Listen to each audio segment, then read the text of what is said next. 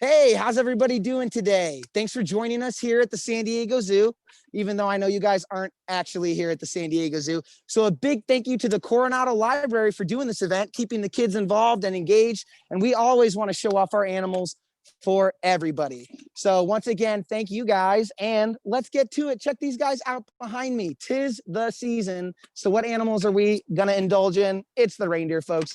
And you guys just joined us as they're getting after some really, really fun enrichment. For those of you unfamiliar with the term enrichment, that is something very important to us keepers here at the zoo. It is trying to liven up the livelihood of all of these animals and make their lives even more fulfilling every day in every way that we can. So we want to keep these animals mentally and physically stimulated, make them work for their food, figure out some interesting ways to keep trying them to manipulate their environment and learn from it. Today, we're really indulging in some treats because we know we had a show with you guys, and we're sticking to the frozen theme. We've got a bunch of snow up here for our reindeer, and we put in little bits of carrot and sweet potato to have them do some of their natural behaviors, digging through that snow in the tundra like they would in the wild for their food.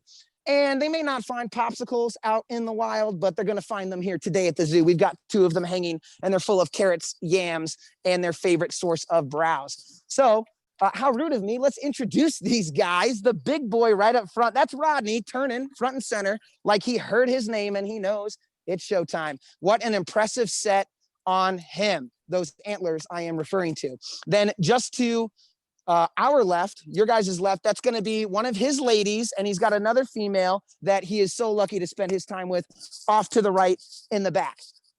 Now, it's a little funny. Rodney's got his own reindeer Rodney name. We actually call these two girls 20 and 43. And the reason for that is they are participants in what we would call the species survival breeding program. So it's something that we do here at the zoo with endangered species like the Siberian reindeer that we have here.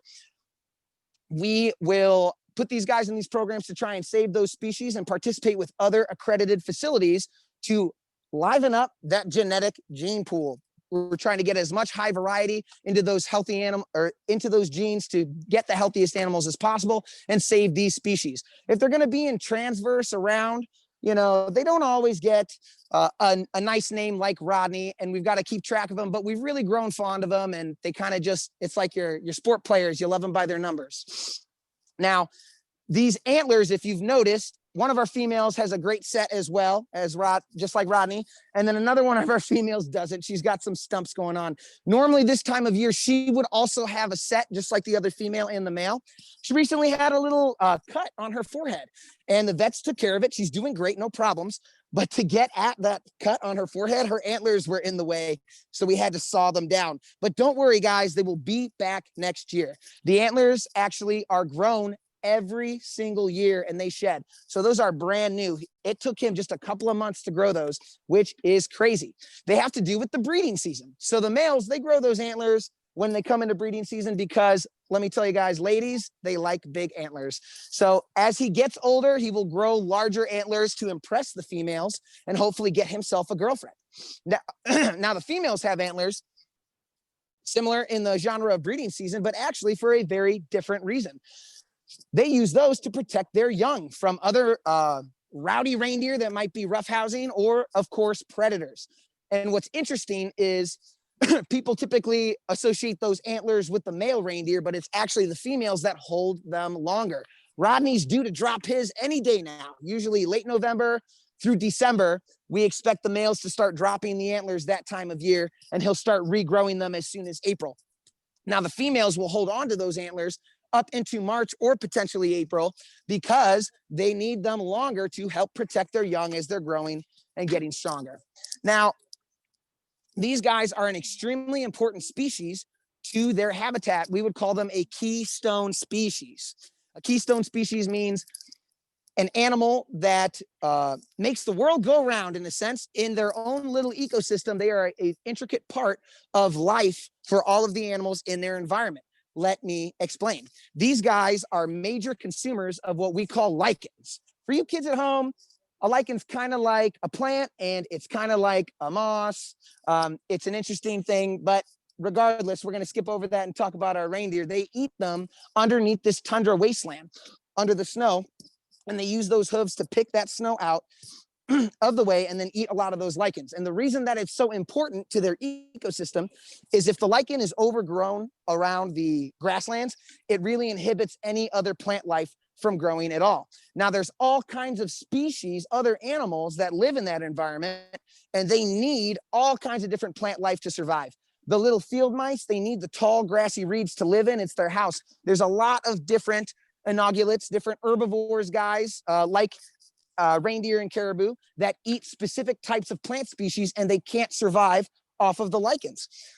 Now, if the lichens overgrow, then there's no other plants to eat, then those other herbivores can't survive either. And guess what? All of the predators that live in those areas, like wolves, they're not going to be able to sustain themselves if there's not other species, other prey items. So without the reindeer, the lichen overgrow, and then the whole ecosystem falls apart, which is pretty awesome. So like I said, with that enrichment, we try to encourage some of those natural behaviors. They were doing a really good job of it early on. I'm not sure if you guys caught it, but Rodney here was picking through that ice and getting a lot of that sweet potato. But now you guys are getting a good look at 43 here, and she is eating that browse, one of her favorite items. And we've also got some frozen little cakes, guys. No, it's not real cake for the reindeer. It's just ice that they love to play with and munch on and dig through. And we got them some good greens and some carrot candles for their little ice cakes. They've also got a pool back here. Believe it or not, the reindeer love to bathe. It's very important for them in the summertime as it gets hot, I'm sure. But these guys actually do very well here in San Diego. We have a pretty temperate climate all year. Of course, it gets hot. It's hotter here than it is in Siberia, but it never gets too hot, and it certainly doesn't get too cold. Now, these guys being Siberian reindeer is awesome. Once upon a time in the wild, the Siberian reindeer would have had the biggest herd on the planet. Yeah, there we go. We're getting a better look. So this herd could go up to 1 million members strong. And unfortunately, right now, we've only got about 400,000 of them left, which is a huge dent in that population. And we're seeing the effects in those ecosystems. The reason for that is us, guys. It's people. The problem mostly is construction, habitat destruction, and habitat fragmentation. If you guys have never heard about habitat fragmentation, imagine somebody building a strip mall through your house. Now there's a mall between your kitchen and the bedroom. And how are you supposed to get there and eat food if there's the mall between you and your kitchen? That's what's happening to the reindeer. They need to migrate for their breeding season, and they need to migrate and follow the vegetation as it grows through the seasons. And with construction through their natural habitats, they're not able to migrate in the pathways that they need to, and the species is seriously suffering. Can I hand this much? Now, reindeer guys, I know there's a lot of speculation on what these guys are up to. If you know that song, Up on the Rooftop, click, click, click, down the reindeer, old Saint Nick, I believe is how it goes. That's actually real. That's not just a punny rhyme scheme. If you guys listen to them while they walk, they click. They have a special tendon on their back ankles that rubs against their bone, which sounds painful, but it's not for these guys. It's their adaptation. And it makes that noise and it clicks while they walk. The reason for that is in the wintertime, during the serious snowstorms, the little offspring, the baby reindeer, they can get lost from mom, and they use this noise to keep track of them when it's so hard to see with all of the snow. Another great adaptation that they have is their nose. They don't have a nose like other deer that you're familiar with. Like a white-tailed deer might have a little kind of a dog-like nose, almost. It's different, but these guys have these huge muzzles, and it's a special adaptation to take in all that cold air and heat it up before it hits their chest cavity and their lungs. And I talked a lot about picking through the ice and the lichens and being a part of their ecosystem. Their hooves are also specialized as well. It's actually very different from other hooves we see on other animals. These hooves are a little more flexible and spongy, and they can adapt to temperatures. So when it's really warmer over in the tundra, they're dealing with a lot of muck, a lot of mud and wet ground and sloppy turf. And so having a little flexibility, a little extra padding, a little sponge-like hoof is great for that kind of a wet, warmer environment in the tundra. Now, when it's very cold and in the wintertime and there's all that snow and ice, the hooves actually solid up. They get rigid and sharp with those very cold temperatures, and they become little picks for their ice piles. Are you guys getting a good look at the reindeer? Wonderful. So as you can see, these guys are shedding their coats as well. It is warmer here. Sometimes their seasonal shed is a little different to their wild counterparts. You can see Rodney's really shaggy on his shoulders. 20 here has shed her winter coat, and she's looking very crisp right now. And those antlers, guys, they actually shed not just themselves in total, but they have an outer layer that sheds off of them. Right now, what you're looking at is what we would call hard rack. The antlers of the reindeer are in full hard rack right at the end of the season. They look like solid bone. They're not solid bone. They actually are grown in what's called velvet, and it's a skin-like material. It has a lot of blood vessels in it, and its purpose is to circulate all that blood to this area so that the antlers can be grown. But as they reach their max for the season, they go into hard rack. Those blood vessels start to recede, and then the velvet peels off. And so often we've got shaggy antlers and some furriness kind of hanging off. 43 has some, but she's way up top. I'm not sure if we'll get a good look. And so, yes, this actually is not bone. An antler is its own unique material. It is chock full of calcium. It's similar to it. But as I said, it grows very rapidly in comparison to bones in your body. And it's pumped full of blood vessels for most of the year. And they still are remaining, especially down at those bases. So when these guys actually shed their antlers, it's very comfortable for them. It's kind of itchy when they're ready to fall off. And then it feels good to get them off, despite what you might see, which is sometimes a lot of blood because of that awesome growth that they've got. There's a lot of vessels right there. So if you ever come back to the zoo and you see one of these guys, never fear, they've probably just dropped their antlers.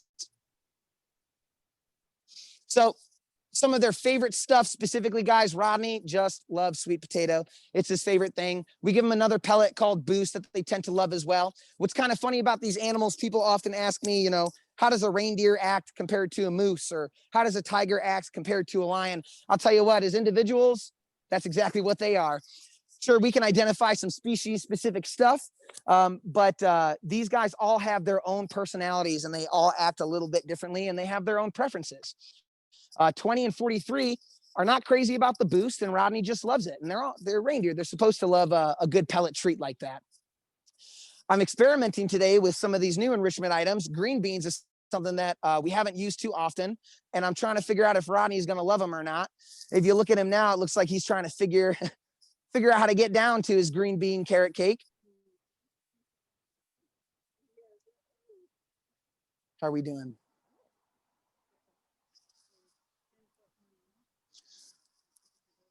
Yeah, there he goes. He's got it now. Man, he just downed that whole carrot like it was nothing. I, that carrot's like 8 inches. Wow, they are impressive. And then lastly, guys, we get a lot of questions about reindeer around this time of the season. Do these guys belong to Santa? I can't confirm any of this. I've never seen these guys take off in flight. We don't anticipate that they do, but to be honest with you, I've never been at the zoo after 10 p.m. on Christmas Eve, so who's to say? They could get recruited. Rodney's nose, no, I've never seen it glow. But if they're not busy, we'll just call them in retirement, enjoying their zoo life here, no longer working for Santa.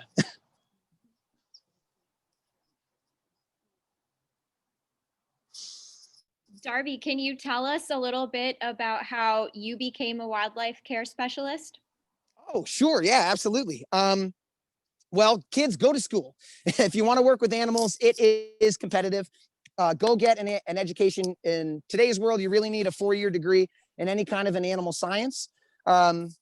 And so that's what I did. I've got a degree in biology, and then I had to get my foot in the door any way that I could. I actually was a zoo kids camp counselor at my very first zoo back in Illinois, almost 10 years ago now. And then I moved from there to the petting zoo, and then chasing other opportunities around the country, working for different zoos, and then finally winding up here at the San Diego Zoo, which is where I've always wanted to work for as long as I can remember. It is a little funny, when we were youngsters, my sister used to do letters and numbers when guests would come over, and I would be doing animal impressions. This is all I've ever wanted to do for as long as I can remember. And I knew I wanted to work here at the San Diego Zoo since about 2nd grade. as soon as I knew what the San Diego Zoo was and what we represented. And the reasoning for that is we've got such an amazing platform to have incredible opportunities to reach the public. I'm so passionate about these animals, and we want to share our passion for wildlife with you. If you guys ever are able to come back here, well, you will, of course, we will open. But when we do and when you're able, come on back, buy us, buying that entry ticket and just coming in the door, you've already helped wildlife all across the globe. We have thousands of conservation projects stretching far and wide, and a portion of your ticket price, everyone's ticket price, goes right to those conservation projects. What we love to say here at the zoo is conservation first, zoo second. We're out here to save species. We're excited about these animals, and we want to get you guys to be excited about these animals as well. So just by showing up here, getting your foot in the door, you are being a hero for wildlife all on your own. And then when you get here, we can tell you all kinds of stuff that you can do, from recycling to donating to certain causes to help out animals across the globe, but also some specific species if you guys are interested in. So make sure to come back as soon as you're able, grab a keeper, ask questions, and I'll take questions as well. Do you have any other questions for me? Kids, do you have any questions?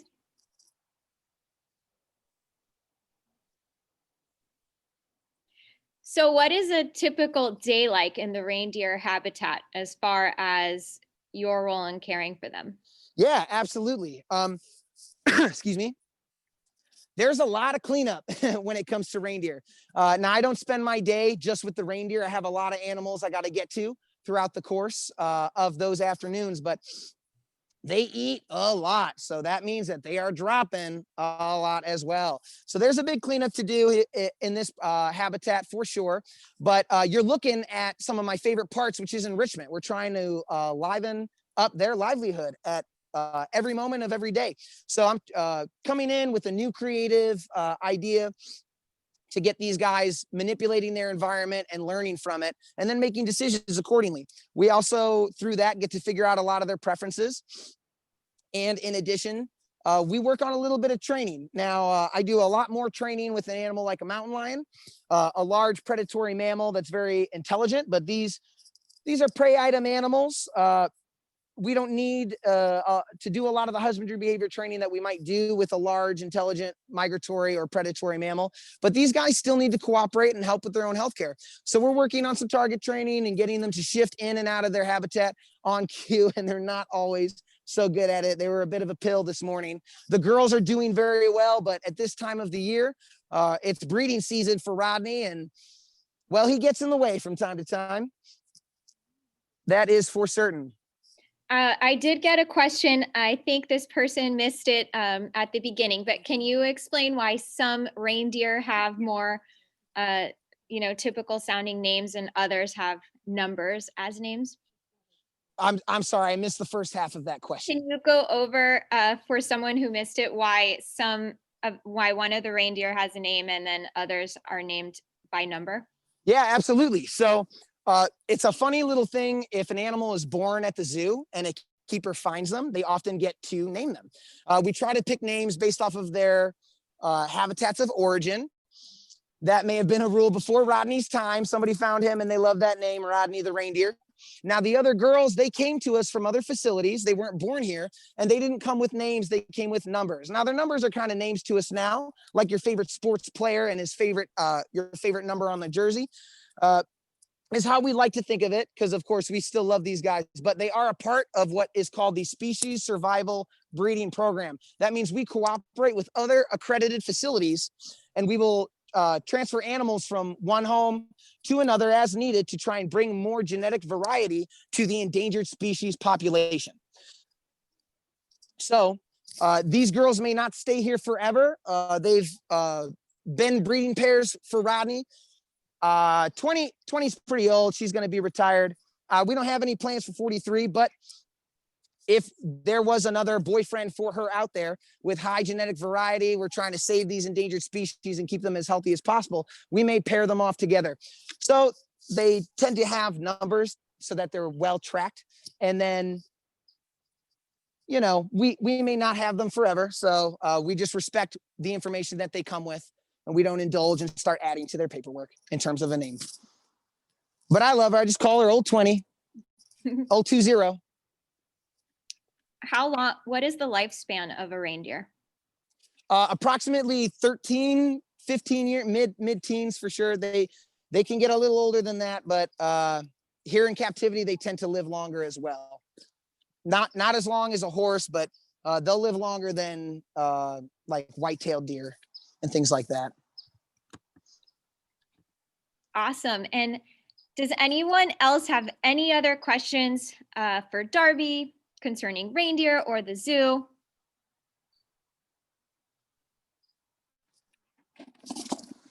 Go get some more sweet potato. There we go. Well, Darby, this has been amazing. We are so grateful to you, Darby Kirby, for taking the time out of your day to do this, for your whole team, for making the program happen, and to the San Diego Zoo. We are huge fans and very grateful to you from the library. Yeah, absolutely. Thank you so much. We appreciate it. And thanks again to the Coronado Library for making this happen. We want to engage the public as much as we can. We're heartbroken that we're closed, but we're doing what we need to do, and as everybody should. And as soon as we're able to open and have you guys back, we'd love to have you. And thanks for making this happen for us. And thanks for bearing with us despite a couple technical difficulties. Oh, thank you. Our pleasure. Thank you, everyone, for joining. All right, take care, everybody. Bye.